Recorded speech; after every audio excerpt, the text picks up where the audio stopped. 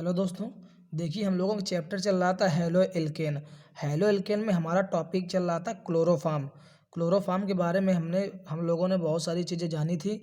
हमने जाना था क्लोरोफॉर्म बनाने की प्रयोगशाला विधि के बारे में, उसकी निर्माण विधि के बारे में, उसके भौतिक गुणों के बारे में, और उसके एक हमने रासायनिक गुण कराया था एसीटोन से क्रिया। हमने कहा था कि क्लोरोफॉर्म के जितने भी रासायनिक गुण हैं आप उनको एक जगह नोट कर लीजिएगा, बहुत ही इंपॉर्टेंट रासायनिक गुण हैं। तो हमने एक रासायनिक गुण कराया था एसीटोन से क्रिया, अर्थात क्लोरोफॉर्म की क्रिया जब एसीटोन के साथ कराई जाती है तो हमें क्लोरीटोन नामक एक औषधि प्राप्त होती है और जिसका उपयोग इंजेक्शनों के निर्माण में किया जाता है।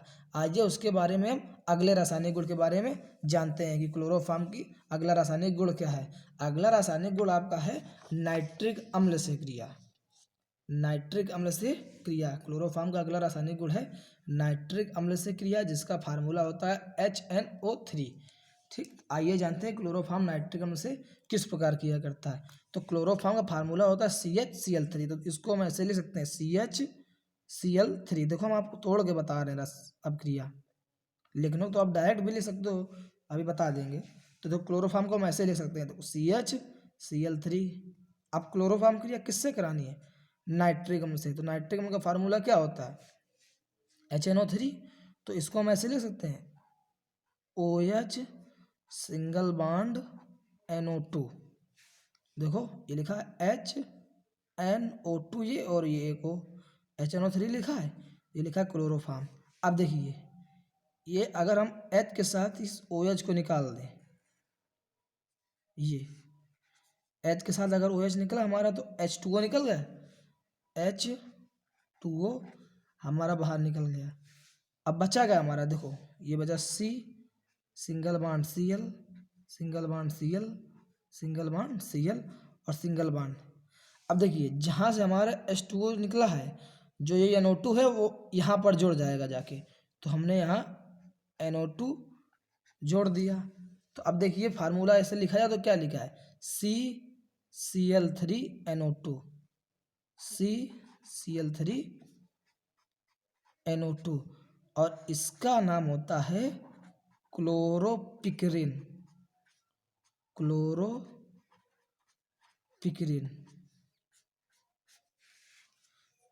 अर्थात क्लोरोफॉर्म की क्रिया अगर नाइट्रिक अम्ल के साथ कराई जाए, क्लोरोफॉर्म है ये, क्लोरोफॉर्म CHCl3 क्लोरोफॉर्म, अर्थात क्लोरोफॉर्म की क्रिया अगर नाइट्रिक अम्ल के साथ कराई जाए तो क्लोरोपिक्रिन नामक यौगिक प्राप्त होता है। और ये जो क्लोरोपिक्रिन यौगिक है ये एक विस्फोटक पदार्थ होता है। क्लोरोपिक्रिन होता है जो एक विस्फोटक पदार्थ होता है। तो आप नोट पॉइंट करके लिख लीजिए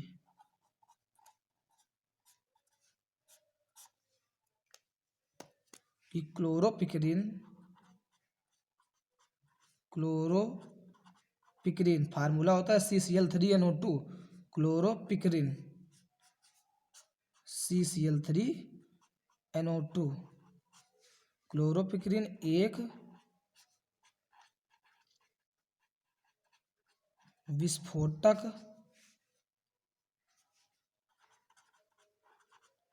पदार्थ होता है। और जितने भी रासायनिक गुण हम करा रहे हैं ना, क्लोरीटोन, क्लोरोपिक्रिन, ये सब पूछे गए हैं। ये हर बार आपके किसी न किसी सेट में जरूर पूछे जाते हैं। आप प्रैक्टिस सेट उठा के देखिए, आपको जरूर मिलेगा कि क्लोरोपिक्रिन पर टिप्पणी कीजिए, क्लोरीटोन पर टिप्पणी कीजिए, कैसे प्राप्त करोगे क्लोरोफॉर्म से क्लोरोपिक्रिन, तो नाइट्रिक अम्ल से क्रिया। या ऐसे पूछ सकता है क्या होता है जब क्लोरोफॉर्म की क्रिया नाइट्रिक अम्ल से कराते हैं, तो क्या होता है? क्लोरोपिक्रिन नामक विस्फोटक पदार्थ होता है। तो क्वेश्चन एक ही होता है, पूछने के कई तरीके हो सकते हैं। या कैसे प्राप्त करोगे, ऐसे ही पूछ सकता है कैसे प्राप्त करोगे नाइट्रिक अम्ल से क्लोरोपिक्रिन, तो आंसर क्या है? क्लोरोफॉर्म से क्रिया करा देनी है।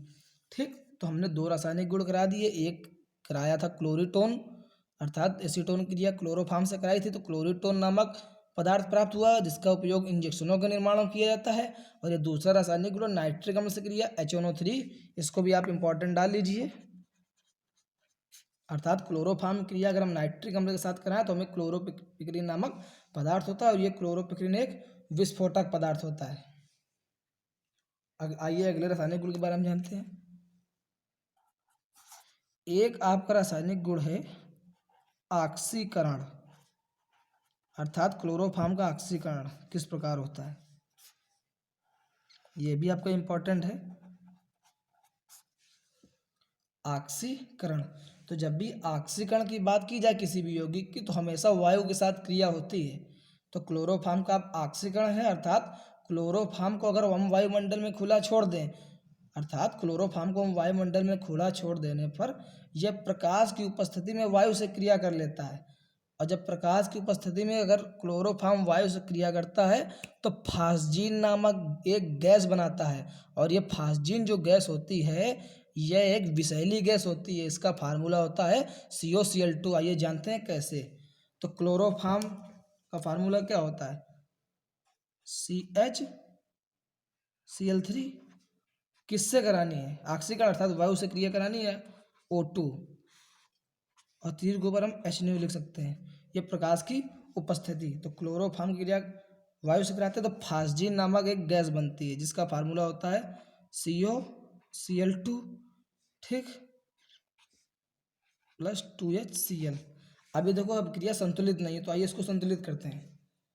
ठीक, अब देखिए हमारे पास ये Cl कितने यहाँ पर 2 हैं, ठीक, यहाँ पर O कितने हैं 2, एक ये 2 O है इधर, और C और एक ये C है, ठीक। तो हमें 2, अब हमारे पास कितने हो गए, C2 हो गए और यहाँ पर भी 2C हो गए, ठीक। अब आप देख लीजिए संतुलित होगा। C कितने हैं 2, इधर भी C2 हैं, ठीक। Cl कितने हैं यहाँ पर 2 और 2 दूनी 4, 4 2 6 हैं और 3 दूनी 6 इधर, देखिए संतुलित है। अर्थात क्लोरोफॉर्म का अगर ऑक्सीकरण करे तो हमें फास्जीन नामक गैस प्राप्त होती है, फास्जीन,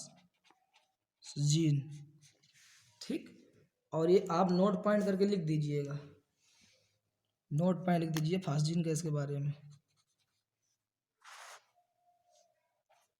नोट, फास्जीन COCl2 ये एक विषैली गैस होती है। फास्जीन एक विषैली गैस होती है। और फास्जीन एक, अगर कोई पूछ ले कि क्लोरोफॉर्म का ऑक्सीकरण करने पर क्या होता है तो बता देना, अगर क्लोरोफॉर्म का ऑक्सीकरण अर्थात वायु के साथ क्रिया करके फास्जीन नामक विषैली गैस बनाती है। और ये अगर फास्जीन नामक ये गैस अगर कोई व्यक्ति सूंघ ले तो वह व्यक्ति वहीं पर मर जाएगा, क्योंकि ये एक विषैली गैस होती है। तो याद रखना फास्जीन कैसी गैस होती है, विषैली गैस होती है। अर्थात कोई व्यक्ति फास्जीन सूंघ ले तो वह व्यक्ति वहीं पर मर जाएगा।